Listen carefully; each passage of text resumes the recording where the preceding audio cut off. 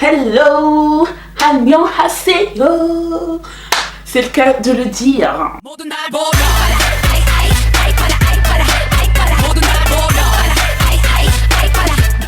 Bonjour les enfants, j'espère que vous allez bien. Si ce n'est pas le cas, ce n'est pas mon problème parce que j'ai décidé que je n'assistais plus personne. Si vous voulez crever, allez-y, it's none of my business.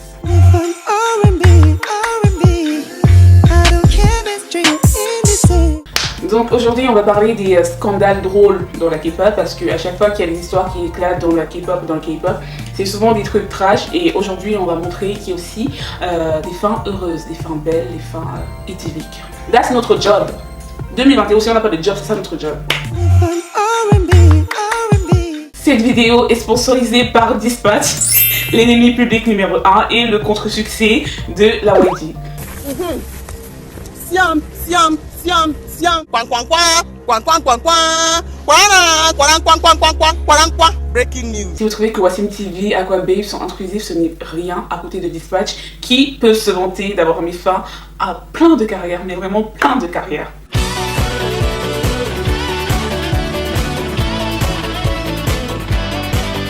I hate this job for real. I do too. When you gonna quit? Shit, I'm gonna quit the same day you quit. Matter of fact, when you put your 2 weeks in, let me see the paper so I can write on the back, me too. I got you. I got you. Fuck this job. Fuck this job, bitch, I quit. Fuck this job. Cause I don't really need this shit. Okay. Fuck this job. Cause the boss act like a bitch. Hey, fuck this job. He always talking all that shit. Okay. Numéro 1, le départ de GOT7 de la DY. Donc, il y a quelques jours, Dispatch nous annonçait que tous les 7 membres de GOT7 n'allaient pas renouveler leur contrat. Et quelques heures après, on voyait JYP lui-même qui était en train d'unfollow tous les membres, tous, un à un, une à une. Tous.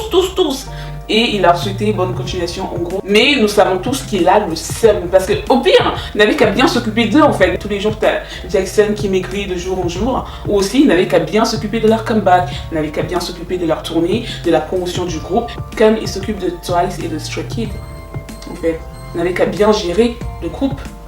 That's it. Et ne pas aller faire le show avec Wassa sur la télé à son vieux âge là. Il croit qu'on peut voir les choses comme ça.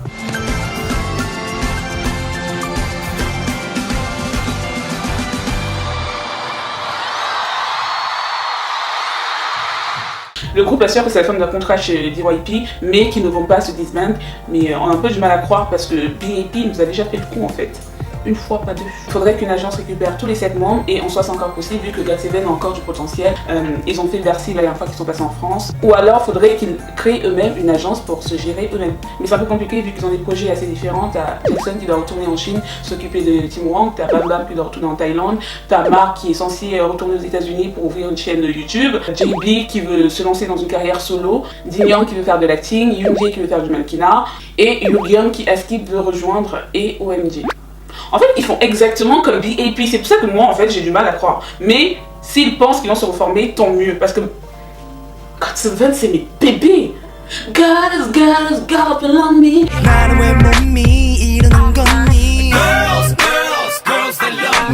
Genre ça, c'est fini? Non, je peux pas y croire. Ils n'ont qu'à bien se reformer, même. Enfin bref, tout ceci ce n'est que des spéculations et vu comment ils étaient contents de quitter la JYP, on leur souhaite tout le bonheur.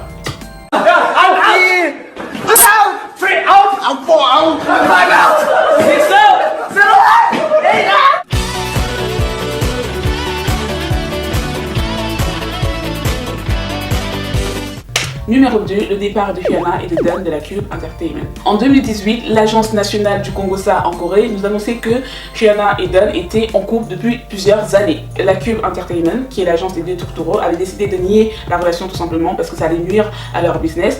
Mais Roméo et Juliette n'étaient pas de cet avis et ils ont décidé de confirmer la rumeur. Ils ont dit à leur agence, on est fatigué.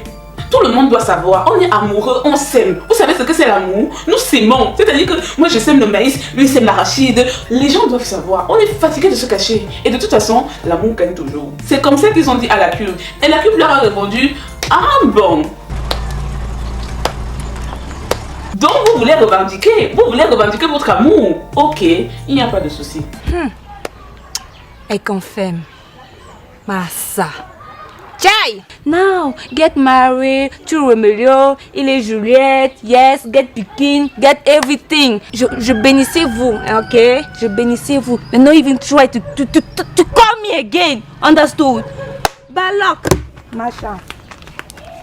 Ils se sont fait têche de l'agence parce que les fans n'étaient absolument pas contents et Rihanna s'est mangé une grosse vague de haine vu que c'est la fille et que elle n'a pas le droit de retirer le OPA des gens comme ça. Elle a demandé à qui. Mais heureusement, quelques jours après leur départ, ils ont signé chez Psy et depuis ils vivent leur amour au grand jour et qu'ils sont libres, ils sont beaux, ils sont talentueux. Rihanna a toujours sa voix qui est bizarre là, mais que personne ne veut dire que sa voix un peu bizarre. Elle a toujours sa même voix là, mais ils sont heureux.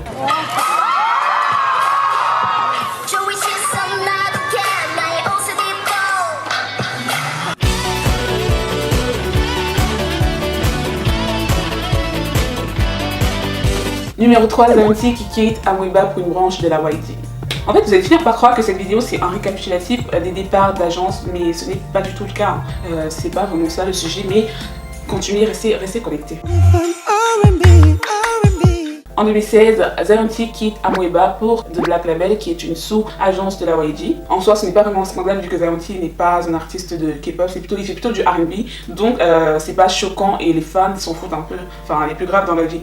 Mais il y a une personne dans la communauté K-pop qui n'est pas du même avis et qui considère cela comme une disgrâce en manque de respect.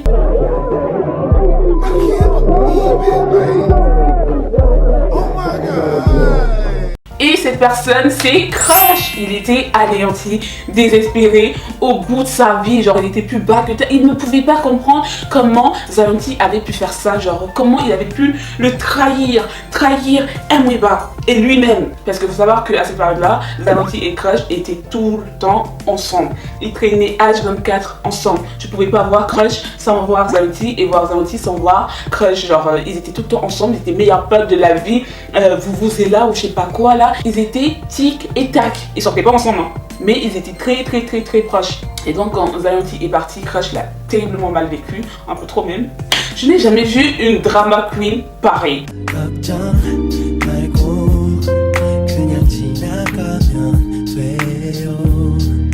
Genre le mec il se faisait que se plaindre. Je précise qu'il n'était pas du tout en couple, hein. Mais pas du tout, mais Crush agissait comme si il avait été trompé. Pire, il avait découvert que Zaynti lui avait fait des enfants dans le dos.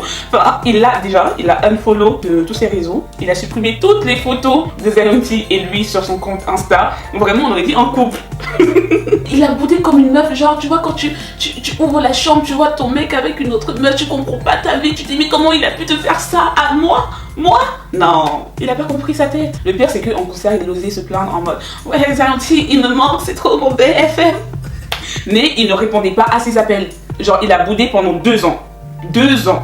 Le boug il a boudé un vieux tonton comme lui, vraiment.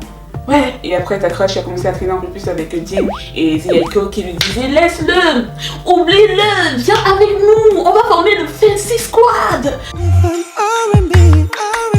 Finalement, Crush a quitté Amweba Culture pour P-Nation et ils se sont rabibochés avec Zaynti. Ils chantent de nouveau ensemble, ils sont de nouveau heureux. Ils font des promenades avec leurs animaux de compagnie parce que Crush a 1 milliard de chiens et Zaynti a un chat et qui font des pique-niques. Ils sont de nouveau amis dans le plus beau des mondes. Parce que c'est que nous on aime des fins comme ça.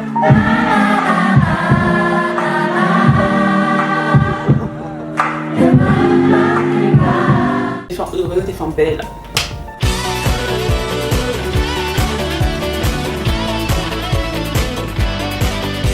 Numéro 4, le Blackfishing de Tata Jessie.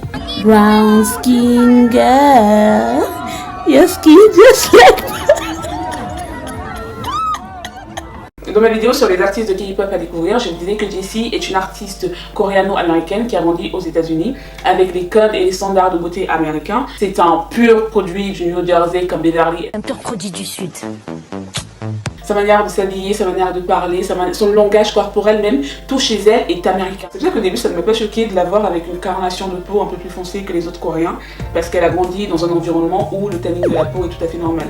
Je ne suis pas en train de la défendre, pas du tout, mais comme vous le savez, durant mes années de licence, j'ai fait de la sociologie. Donc là, c'est une étude de sociologie que je suis en train de mener. Pour vous, N'oubliez pas ça. Pourquoi je vous explique tout cela? Parce que les gens, les fans de K-pop pensent souvent que Jessie utilise le fait qu'elle s'exprime assez souvent sur les inégalités de traitement aux États-Unis, sur les inégalités que subissent les minorités, sur le Black Lives Matter, pour pouvoir par la suite reprendre les codes afro-américains à son avantage. Genre en mode, ouais, durant le Black Lives Matter, moi, j'ai participé. Donc, je peux un peu me foncer la peau, ce n'est pas grave. Je peux faire du fil sur mes cheveux, ce n'est pas grave. Je peux danser le peu décalé. Qui va dire quoi? Parce que moi aussi, je fais partie de vous. Alors que la Go, elle s'exprime parce que c'est son pays, en fait. Et qu'elle fait aussi partie des minorités. Et donc, elle est concernée. Et c'est pour ça qu'elle a plus de facilité à parler, genre à comprendre. Parce qu'elle a grandi aux États-Unis, etc. Je ne suis toujours pas en train de la défendre. Retenez bien ça, je ne suis pas en train de jouer les fanatiques. Là. Je ne défends personne. Le problème qui se pose, c'est que ces dernières années, la communauté noire ne veut plus rien laisser passer. C'est-à-dire que tu ne défends pas. Dès que tu tues seulement un fond de teint qui n'est pas adapté à ta carnation, on t'attaque. On ne veut pas savoir que peut-être que c'est ta mère qui fabrique les bronzers et qu'il y avait un manque de colorant ou un surplus de colorant, on t'attaque. On ne veut pas savoir que peut-être que tu étais au Maroc et que tu es un peu bronzé et que on t'attaque. D'un côté c'est bien, mais d'un autre côté, moi je vois plein de personnes qui font juste les moutons en fait. Parce que ces derniers temps, moi j'ai remarqué qu'il y avait beaucoup cet esprit de dénonciation, genre de call out. Genre tu fais ceci, on doit te call out. Tu fais ceci, on doit te cancel. Genre c'est une mode de cancel des gens, enfin de cancel entre guillemets. Mais genre des fois ils ne comprennent même pas pourquoi ils le font, mais ils le font seulement. Dans le cas de Jessie, plusieurs fois elle s'est fait call out par les fans de K-pop.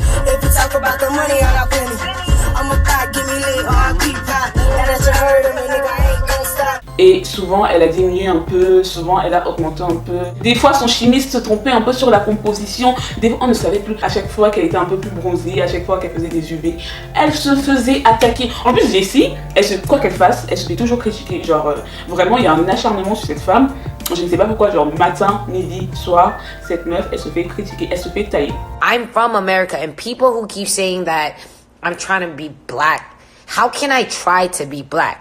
First of all, I'm from New York, okay?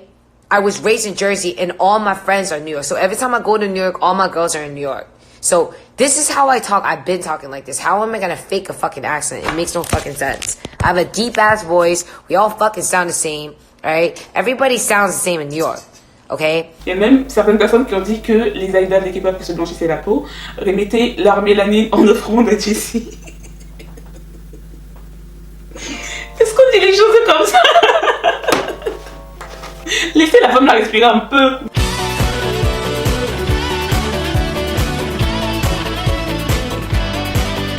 I really don't know why he's mad at me. I've never put words in Zombie's mouth. You know, if I mistranslated, I apologize. That's my bad. I'm not a professional translator, you know. Numéro 5, Ortega versus J Boom Park. Le 7 mars 2020 à Las Vegas, lors d'un event de MMA, Ryan Ortega giflé Park J Boom. Comment ça s'est passé? Pourquoi? Je vais tout vous dire, tout vous dire. Là, ce n'est pas l'espace qui nous a dit, c'est All K-pop.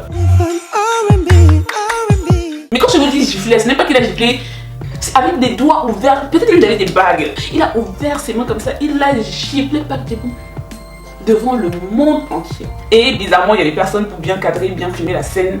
Je sais pas, avec toutes les caméras qui étaient sur place.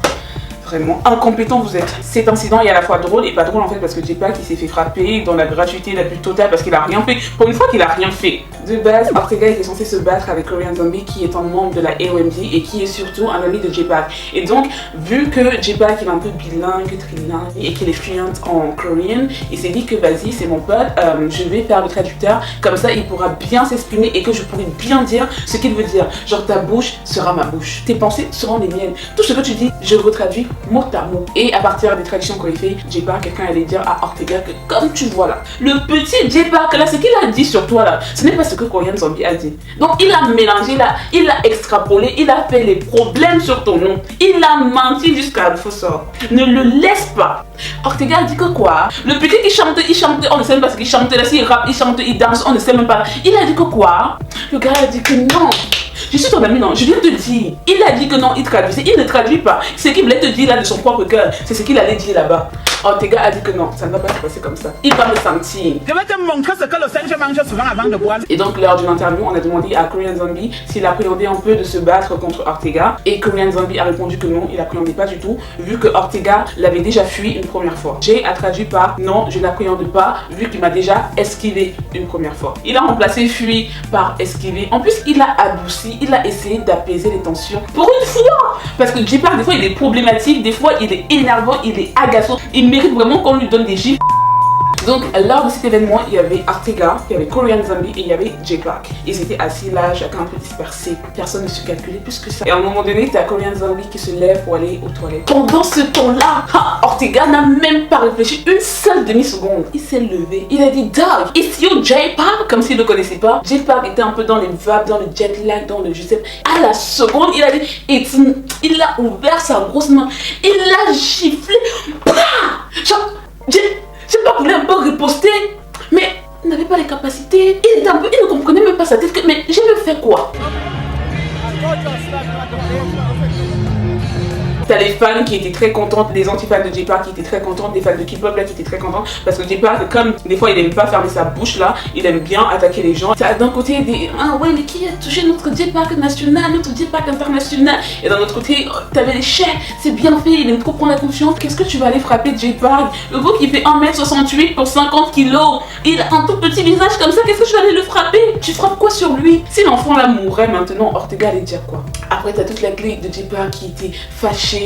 Korean Zombie bien évidemment il n'était pas content, il disait que comme quoi c'était comme frapper un enfant parce qu'il a attendu qu'il soit aux toilettes pour pouvoir frapper Jay Park et que c'est pas du tout fair play, ce qui est tout à fait vrai parce que Jay Park est un civil et que Ortega est un professionnel de MMA et que enfin c'est pas du tout loyal comme combat. Si vraiment tu veux te battre, attends-moi sur le ring et on va se faire ça. T'as Siki qui était chaud, Siki voulait se battre, Siki depuis qu'on l'appelle Karim là il a pris la confiance. T'as même Woody qui voulait se battre, genre Woody.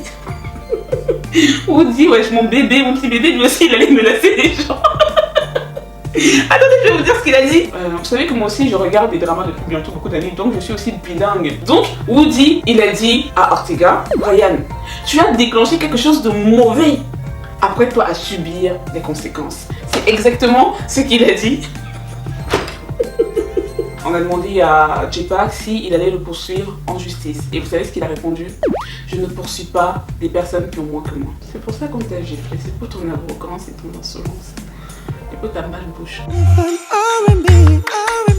En plus, Jay, il avait trop ce genre de truc, genre. Le soir même, il avait trouvé une opportunité, il nous a sorti une chanson, il nous a sorti un rap. Maman m'a dit que les gens sont fâchés, mais moi je continue, j'ai la foi. Alors qu'il a sorti une chanson de rap, alors que tout le monde attend l'album R&B. Finalement, Ortega s'est excusé, mais il a d'abord fait le mec en disant je m'excuse d'avoir giflé un civil, je m'excuse d'avoir giflé un artiste, mais je ne m'excuse pas d'avoir giflé un instigateur. En mode, Jay Park c'était l'instigateur de la rébellion de je ne sais pas trop quoi. Alors, le bouc il n'a rien fait. Encore après, il s'est excusé pour son geste vraiment déplacé, etc.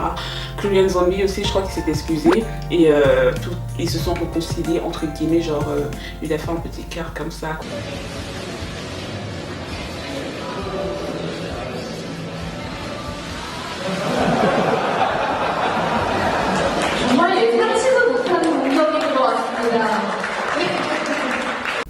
Maintenant que cette histoire est passée, j'aimerais vous dire que Ortega c'est totalement mon style. Vous voyez ce genre de mec, tu sais pas s'il est beau, tu sais pas s'il est moche, genre tu le vois et tu te poses des questions en mode ouais mais si je regarde comme ça, il a du charme, genre on dirait qu'il est moche. Mais ça le rend beau. Avant je pouvais pas le dire parce que tu vois Jay Park c'est le sang et que je ne peux pas trahir la famille comme ça tu vois. Mais maintenant que l'histoire est passée, avec beaucoup de recul parce que ça fait un an, vous voyez, je peux avouer mes sentiments. Et Ortega si tu passes par là.